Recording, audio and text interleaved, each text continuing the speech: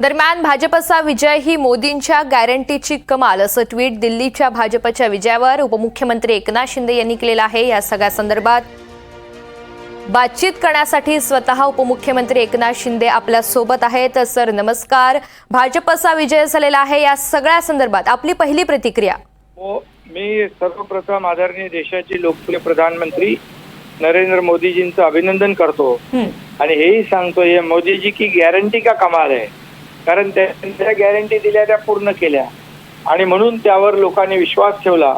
इतर पक्ष आश्वासनं देतात पण निवडणूक जिंकल्यानंतर विश्वासघात करतात, विसरून जातात, परंतु मोदीजी जे बोलतात ते करतात आणि म्हणून महाराष्ट्र पाठोपाठ दिल्लीमधील मतदारांनी देखील प्रधानमंत्री मोदीजींच्या नेतृत्वावर पूर्ण विश्वास व्यक्त केलेला आहे आणि खऱ्या अर्थाने भाजप आणि एनडीएची विजयी घोडदौड सुरू आहे। त्याबद्दल मी दिल्लीकरांचं मतदारांचं मनापासून अभिनंदन करतो।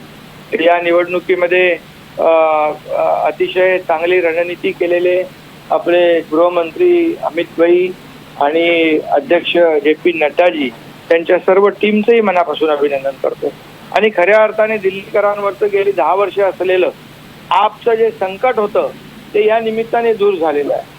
त्याचबरोबर दिल्लीच्या विकासावर आलेली ही आपदा जी आहे ती टळलेली आहे आणि म्हणून ज्यांनी संविधान, मतदान, लोकशाही संकटात या सगळ्याचा काय खोटा दावा केलेला होता त्या सर्वांना दिल्लीतल्या जनतेने चारी मुंड्या चित केलेला आहे। काँग्रेसला तर भोपळाही फोडता आला नाही, 3 वेळा भोपळा फोडण्याची त्यांनी हॅट्रिक केलेली आहे आणि म्हणून त्याबद्दल दिल्लीकर मतदारांना मनापासून धन्यवाद देतो। त्याचबरोबर एक कारण आणखी हेही आहे की आता जो काही अर्थसंकल्प मोदीजींच्या नेतृत्वाखाली सरकारने सादर केला त्या अर्थसंकल्पावर देखील मतदारांनी पसंतीची मोहर उमटवली आहे, कारण तो गोरगरीब सर्वसामान्य मध्यमवर्गीयांसाठी अर्थसंकल्प होता।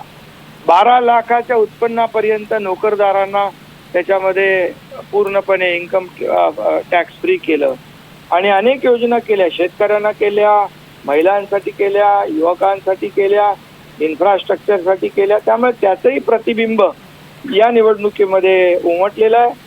आता हे खरं म्हणजे आता आपल्या देशाला आर्थिक महासत्ता होण्यापासून मला वाटतं कोणी रोखू शकणार नाही अशा प्रकारचा विश्वास मतदारांनी व्यक्त केलेला आहे, कारण दिल्ली ही आपली आर्थिक राजधानी आहे, दिल्ली देशाची राजधानी आहे आणि त्यामुळे दिल्ली देशाची राजधानी असल्यामुळे या निवडणुकीकडे आपल्या देशाचंच नाही जगभरातल्या अनेक देशांचं लक्ष होतं आणि याचबरोबर केजरीवाल स्वतः हारले ही देखील एक मोठी खऱ्या अर्थाने घटना आहे, कारण केजरीवाल जेव्हा मुख्यमंत्री झाले त्यांच्या पाठीमागे अण्णा हजारेंचा आशीर्वाद होता, त्यांचे कष्ट होते, त्यांची मेहनत होती, परंतु मुख्यमंत्री झाल्यानंतर अण्णा हजारेजींची नीती ते विसरले आणि वेगळ्याच भलत्याच मार्गाला भरकटले आणि त्यामुळे लोकांनी त्यांना त्यांची जागा दाखवली। शिंदेजी, मात्र विरोधकांनी टीकेचे बाण सोडलेले आहेत। महाराष्ट्राप्रमाणे बोगस ईव्हीएम मतांचा जो पॅटर्न होता त्याची पुनरावृत्ती दिल्लीमध्ये सुद्धा झाली असा निशाणा विरोधकांनी साधलाय, त्याबद्दल आपण काय भाष्य कराल? झालं, बिलकुल त्यांना काय दुसरा कामधंदा नाही उरला नाही, प्रेस कॉन्फरन्स घ्यायचं, सगळ्यांनी एकत्र यायचं आणि एनडीएवर मोदीजींवर आरोप करायचे।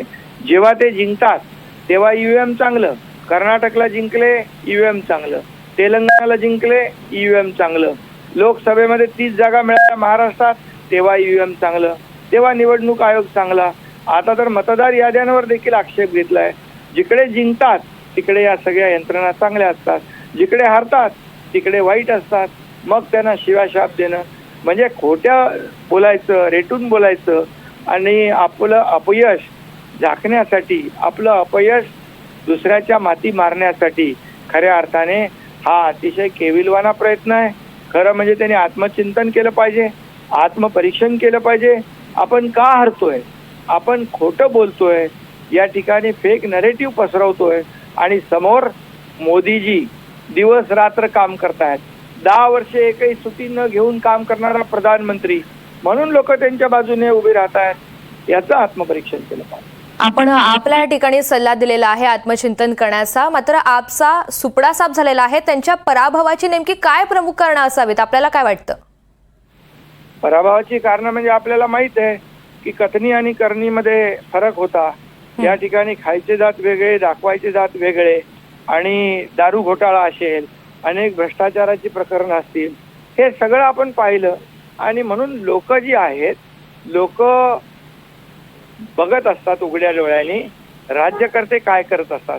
मुख्यमंत्री राहिलेला माणूस जर पराभूत होतो याचा अर्थ सर्वांनी बोध घेतला पाहिजे.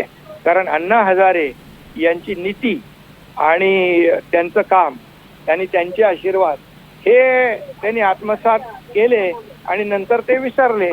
त्यामुळे हे जे काय त्यांना आता या निवडणुकीत फटका बसलेला आहे, हा पोटात एक ओटात एक यामुळेच बसलेला आहे. भाजपला भरघोस विजय मिळालेला आहे सर, मात्र दुसरीकडे अजित पवार यांच्या 23 उमेदवारांचं डिपॉझिट हे जप्त झालंय.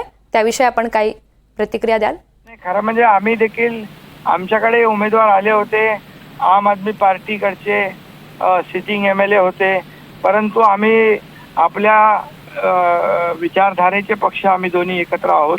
त्यामुळे आपल्या मतांचं विभाजन होऊ नये म्हणून शिवसेनेने पूर्ण पाठिंबा भारतीय जनता पक्षाला दिला होता. आमचे कार्यकर्ते देखील एनडीएचं काम करत होते. त्यामुळे युती धर्म जो आहे तो आम्ही त्यावेळेस पाळला. आपण ट्विट तर केलेलं आहे भाजपच्या विजयाच्या संदर्भात, मात्र भाजप नेत्यांची आपण भेट घेणार आहात का? या सगळ्या संदर्भात दिल्लीमध्ये जाणार आहात? नाही, आता विजयाचा आनंद तर साजरा होतोय आणि शुभेच्छा द्यायला नक्की आवडेल. या सगळ्या संदर्भात पक्षश्रेष्ठींसोबत आपली काही भेट झाली का? तर सविस्तर प्रतिक्रिया त्यांनी दिलेल्या आहे. भाजपचा विजय ही मोदींच्या गॅरंटीची कमाल असं एकीकडे म्हणत असतानाच आपला मात्र त्यांनी सल्ला दिलेला आहे. आता या पराभूत झालेल्या उमेदवारांनी आणि पक्षानं आत्मचिंतन करावं असं एकनाथ शिंदे यांनी NDTV मराठीशी बातचीत करताना म्हटलंय. आपल्या आत्मचिंतनाची गरज आहे असं एकनाथ शिंदे यांनी म्हटलेलं आहे. आपच्या सरकारमध्ये अनेक भ्रष्टाचाराच्या घटना या समोर आल्या. शिवसेनेनं पूर्ण पाठिंबा भाजपला दिलेला होता. आपच्या सरकारमध्ये अनेक भ्रष्टाचाराच्या घटना आल्या आणि त्या संदर्भात सातत्यानं भाजपनं सुद्धा भाष्य केलेलं होतं. त्याचाच फटका सुद्धा आता आपला सहन करावा लागतोय असंही एकनाथ शिंदे यांनी म्हटलंय.